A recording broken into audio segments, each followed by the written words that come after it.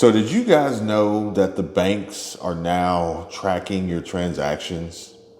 Someone actually left a comment on a previous video that the bank alerted them that they are tracking their purchases online so that they can show them where all their money has been going each and every week, each and every month, actually each and every day. Now, comment down below if you have received this notification or if you receive these monthly updates from your bank tracking your every single move, what you do, where you go, how much money you spend, and potentially even making suggestions on what you should and or should not be buying. Now, folks, this is a little alarming and concerning to say the least, especially taking into consideration the current state of affairs that we are in with the current state of the economy, this looming recession, high levels of inflation. We are on the brink of a recession, the cusp of a depression, depending on who you ask, while the Fed is continuously working to abolish the US dollar and move towards this central bank digital currency. Now, before we get too off track here, and I know the questions are going to roll around and ask and say, Kevin, well, what are you doing? Where are you putting your money? How are you planning and preparing for the crazy changes that are coming our way? We're going to get into that. And if you guys are new to my channel, then by all means, welcome. We're glad to have you. But as always, there's a ton of valuable free links in the description down below. And folks, I will tell you this, for the folks who are seriously concerned about the future of their IRAs and their 401ks with this economic storm that is approaching and just wondering how to prepare, now is the time that top experts are predicting that investing in physical assets, pure gold, folks, link down below in the description. Go ahead and hit up Genesis Gold Group. Get your free definitive gold guide today.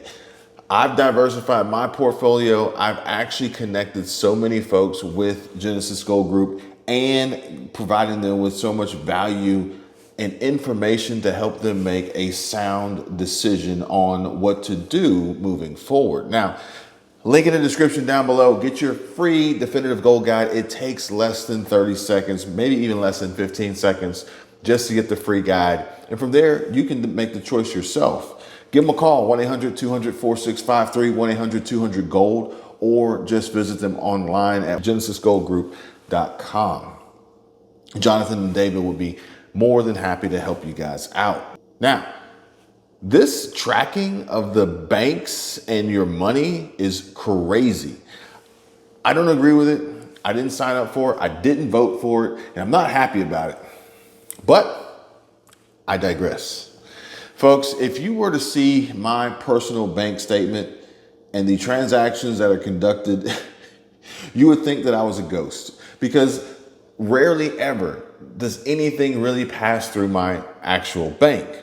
Because as you all know that, I use credit cards for majority of the transactions that I conduct for a variety of reasons, mainly for the protection. Folks, you know my three pillars: diversity, security, and cash flow. I'm actually thinking about adding a fourth one to it, maybe investing, diversity, security, and cash flow. But I feel as though the investing falls into the diversity category. But let me know what you guys think.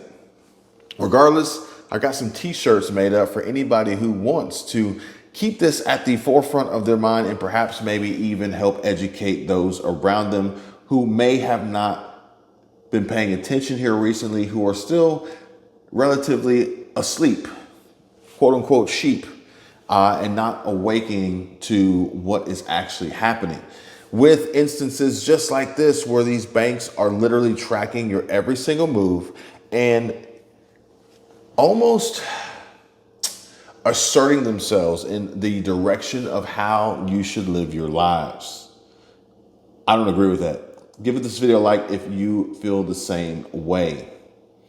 Now, we've got FedNow.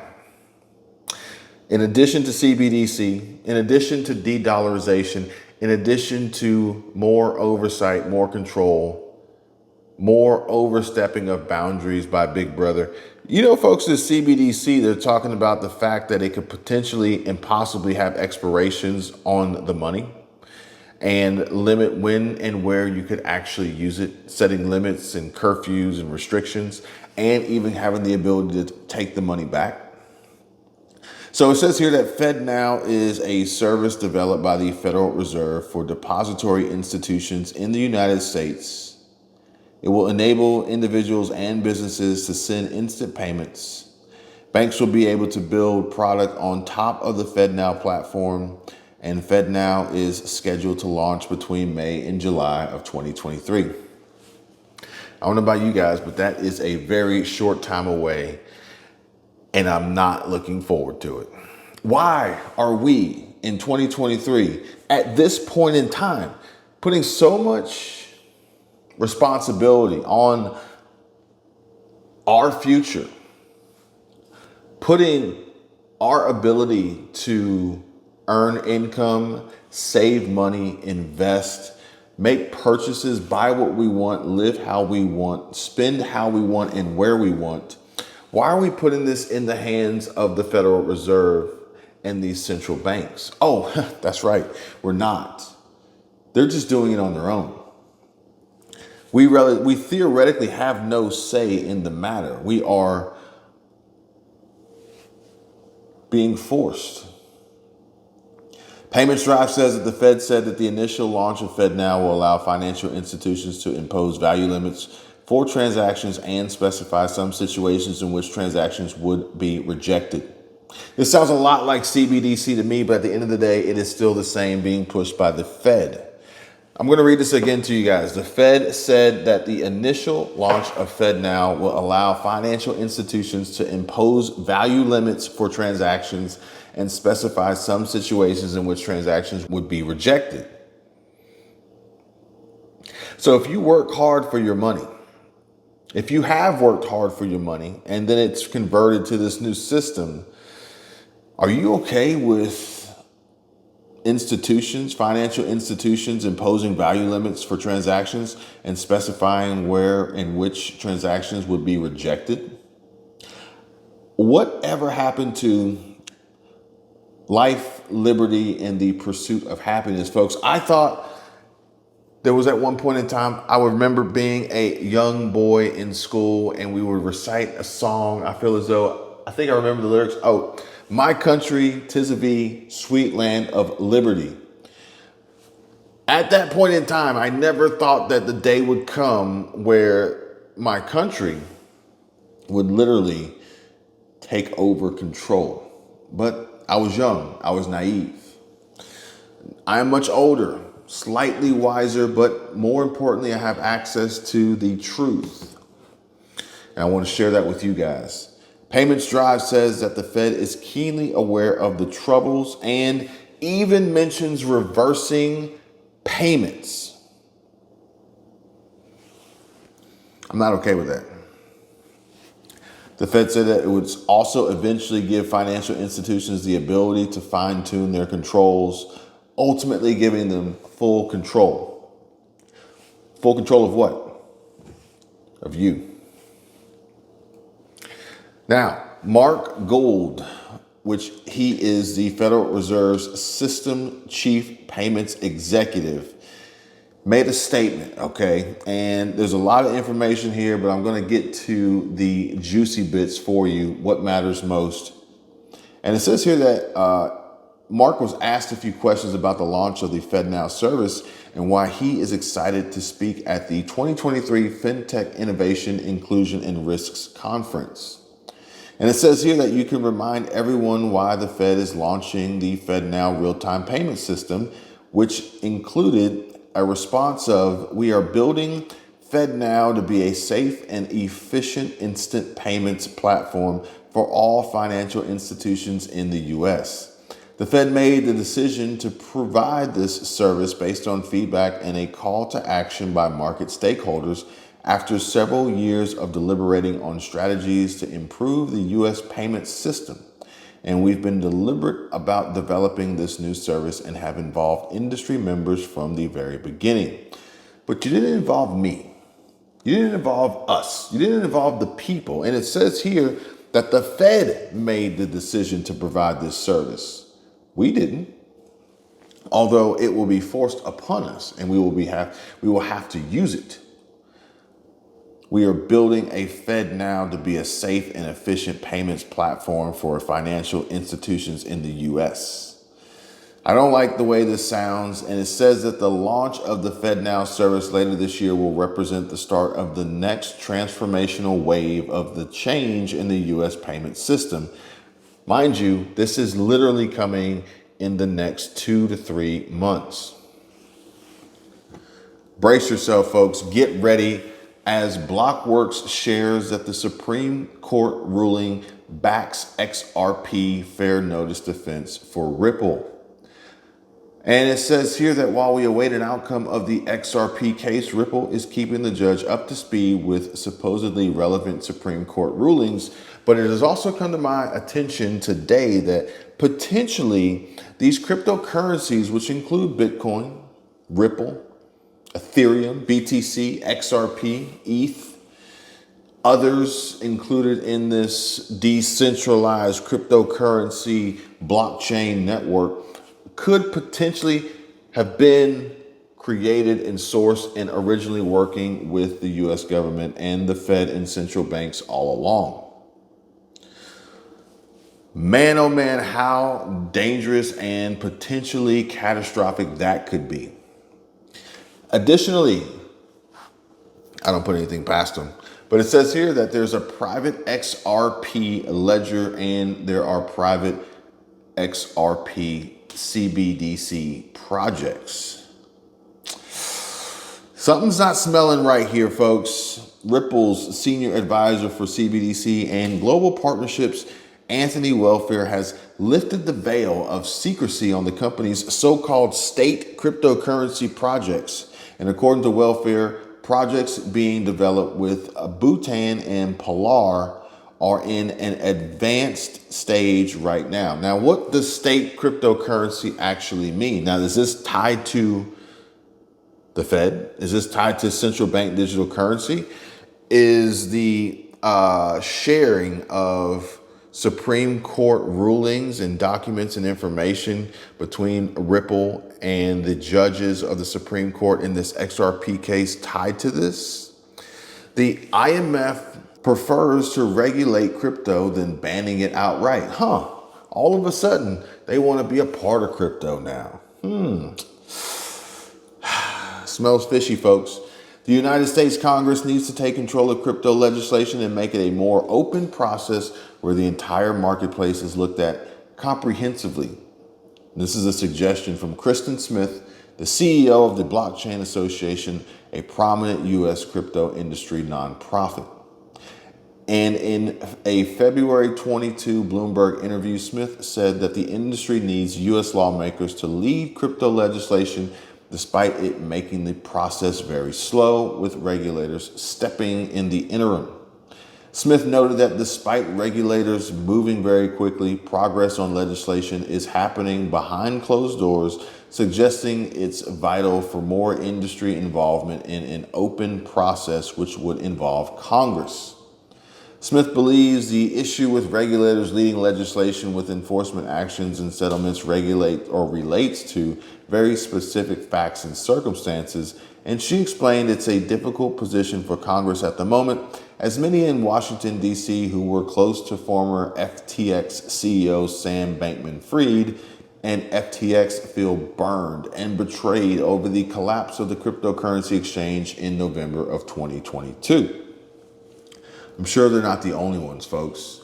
Meanwhile, Crypto Potato is sharing lots of important information here that I want to share with you all.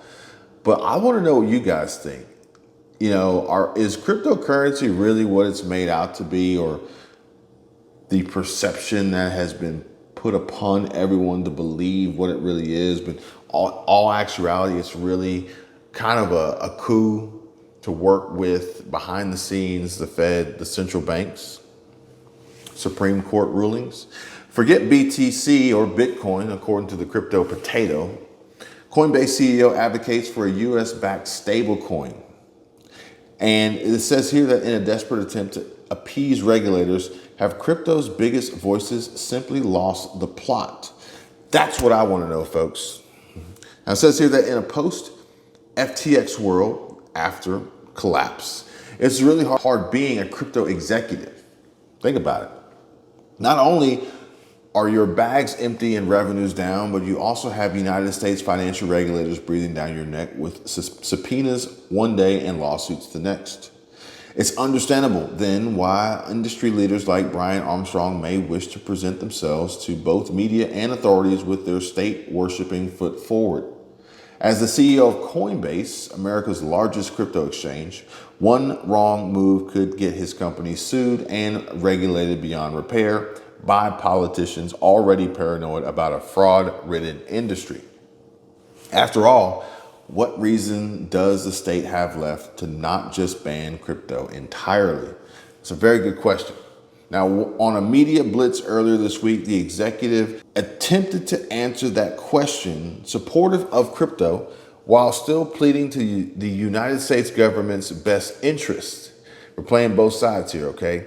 The result, however, saw him promote a use of crypto that seems to go against the ethos of decentralization from which Bitcoin was actually born into. And that's right, folks. Brian Armstrong is in favor of a U.S. government-issued stablecoin. Armstrong's case for crypto in America? Well, in an op-ed published with CNBC on Wednesday, Armstrong made his usual case for why the United States should be more welcoming to crypto in order to not drive the industry offshore just yet. Now, doing so would have a myriad negative consequences that could be roughly summarized in 3 points. Number one, the United States would fall behind on technological and financial innovation versus its international competitors, losing out on many consumer benefits. Number two, the crypto industry will grow in an unstable and unregulated environment offshore or in jurisdictions that simply have clearer rules. And last but not least, number three, the dollar's prominence on the world stage will continue to weaken and risk being overtaken. Now, the final issue is what Armstrong's stablecoin idea is meant to address. As he writes, imagine a world in which the US issues its own USD stablecoin to the blockchain. Not only would this provide access to the dollar to millions of the previously unbanked and underbanked people, but it would also be the de facto digital currency for remittances and international currency transfers, ensuring that the dollar remains the global reserve currency both on and off chain. And most importantly, making sure that the dollar can continuously be tracked, traced, and taxed.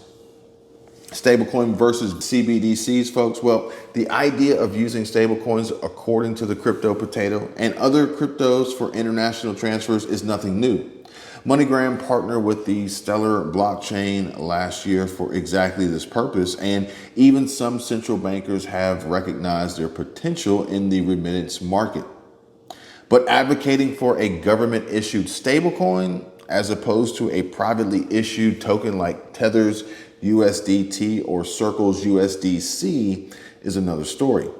Such a token would be virtually indistinguishable from a central bank digital currency, a CBDC, which even pro-crypto congresspeople understand has the potential to be weaponized as a state surveillance tool.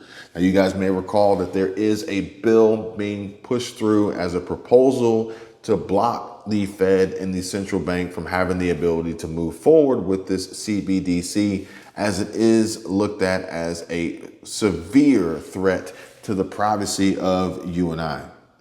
Now, the Federal Reserve is already in talks about what a potential CBDC could look like. And in September, Chairman Jerome Powell claimed that a US CBDC would be private, but not anonymous, meaning it would still be a permission-based system that verifies its users' identities. And this is part of the problem, folks.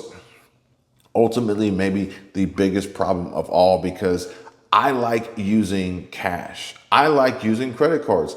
I like using means and methods of conducting financial transactions and bartering and exchanging for goods and services without Big Brother looking after me. Now, whether one trusts the Federal Reserve not to invade Americans' privacy in this fashion and to not devolve into a 100% state-controlled money ledger like China's digital yuan is another story. Ultimately, CBDCs require that users trust a centralized intermediary to not censor, to not freeze, to not restrict, nor devalue their money, although we know that that will not be the case. Are these not the problems that Bitcoin, the first decentralized public blockchain, were intended to solve? Well, perhaps maybe yes. But are they bowing down and giving in to the pressures of the Fed, or were they working with them all along? Part of the central bank's plan. The true point of Bitcoin and decentralization, according to Crypto Potato, says, let's return to another of Armstrong's points about crypto's many benefits as he lists them in his article, stating, and I quote, crypto is a faster, more private, efficient, cheaper, and user-controlled financial system. It's not a replacement of the traditional financial system. It's more of an update. While not everything about this statement is necessarily false, according to the Crypto Potato, it really misses the point. Bitcoin was never initially created to be a more efficient payment rail. At its core, Bitcoin is an open, neutral, borderless, censorship-resistant monetary network. Censorship-resistant monetary network. It's often called a system of rules without rulers that uses proof of work to remain credible and secure, a consensus mechanism often criticized for being highly inefficient. And some of Bitcoin's biggest proponents consider it to be a check on authoritarianism, allowing users living in both oppressive and hyperinflationary regimes to retain control of their money and its purchasing power. In short, Bitcoin embodies freedom. Remember, my country, 'tis of thee. As a functional, trustless monetary system, Bitcoin actually solves the problems that justify the existence of central banking and fiat currency to begin with. To quote Satoshi Nakamoto, the root problem with conventional currency is all the trust that's required to make it work. The central bank must be trusted not to debase the currency, but the history of fiat currencies is full of breaches of that trust. Banks must be trusted to hold our money and transfer it electronically, but they lend it out in waves of credit bubbles with barely a fraction in reserve. How do we square this with Armstrong's argument that crypto isn't a replacement for the financial system? Well, the Crypto Potato says that compared to the level of control that the state has over the banking establishments today, Bitcoin provides a far more liberating alternative. It puts digital property rights into the hands of its holders, taking them back from a banking establishment that's controlled them for decades as a mere byproduct of technological limitation.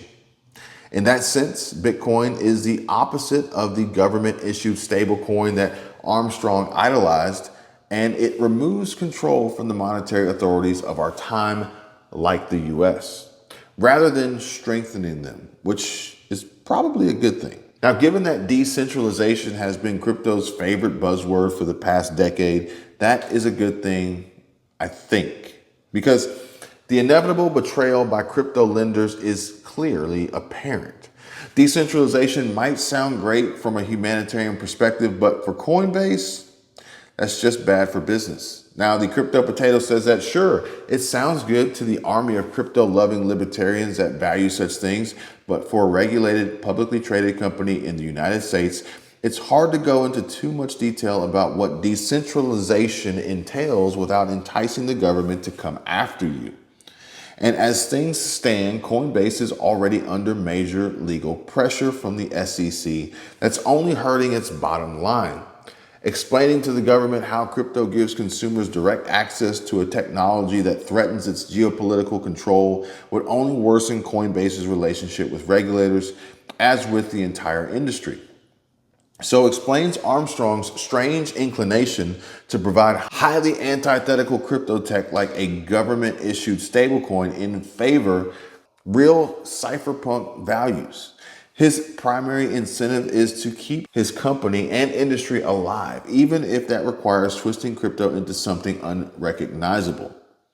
Know that this isn't anything new. Circle, a stablecoin company closely connected with Coinbase, did not hesitate to violate crypto's censorship-resistant ethos in August when it froze USDC locked within OFAC flagged Tornado Cash addresses. And even while voicing opposition to the Treasury's policy, his company's hands were tied to enforcing the new rules under Bank Secretary Act requirements. Thus, the former FTX CEO, Sam Bankman-Fried, SBF, whose red flags are much easier to spot in hindsight after recent events, was far less shameful than that. Just a few weeks before his exchange imploded, he actively advocated for regulating DeFi using similar OFAC blacklists and requiring DeFi front-end providers to register as broker-dealers. Naturally, he was widely criticized by the crypto community for effectively defeating the purpose of DeFi with such rules. Even CBDCs aren't a new idea for crypto leaders, as Joseph Lubin, co-founder of Ethereum and CEO of Consensus, has previously supported issuing CBDCs on the Ethereum blockchain within a 28-page CBDC white paper published by the firm. And he wrote, and I quote, CBDCs give central banks future-oriented tools to allow them to implement monetary policies in more direct, innovative ways and keep pace with technological change. End quote. Executives like Armstrong, Allaire, SBF, Lubin, they all may or may not hold crypto's core values at heart. And regardless, each is only a crypto bro second and a businessman first. Seeing them forced to side with government or values was only a matter of time. And this, folks, is where we stand. This is the crossroad in which we are at. This is part of the overwhelming and growing problem that we experience and see unfolding every single day. I don't like it one bit. But with that being said, it only further pushes me in the direction of what I've already told you guys before. This has nothing to do primarily with the banks monitoring your transactions and tracking your purchases and potentially making suggestions and interjections on where your money is coming and going, nor is it directly linked and tied to the possibility of cryptocurrencies being in bed, these decentralized currencies working behind the scenes with the Fed and the central banks, potentially to get the Supreme Court, possible lawsuits and ultimately jail time and, felony charges and total business collapse from happening. But more so, this is just driving me to continuously work on what I've been discussing with you guys from the beginning, which is diversity, security, and cash flow. Now, I don't know exactly where this is going to go, nor does anybody else, unless they have a crystal ball or unless they are actually the ones behind the scenes pulling the strings. But odds are we won't be privy to that information until it's too late. So all I can do is continue to prepare and continue to work on paying attention to the warning signs, staying educated, staying up to date, and most importantly, providing you guys with this information to help you along the way. Diversity, security, cash flow, or maybe investing, diversity, security, and cash flow. I can't do the fourth one. You guys let me know what you think. At the end of the day, we got to be vigilant. We have to be smart. We have to be educated. We have to protect, number one, we have to protect our families. We have to protect ourselves. We have to protect our wealth, our savings, our investments, our nest eggs, our retirement, our futures, the next generation. We got to get out here somehow, some way, and put it into this and stop this before it's too late. But if all else fails, diversity, security, and cash flow should provide us with a relatively safe haven as a way to protect ourselves if and when this all goes sideways. I'd love to know what you guys think. Please drop a comment down below. By all means, please be sure to check out Genesis Gold Group at genesisgoldgroup.com or give them a call at 1-800-200-4653, 1-800-200-GOLD. And as always, you guys take care, be safe. I'll see you real soon. Bye.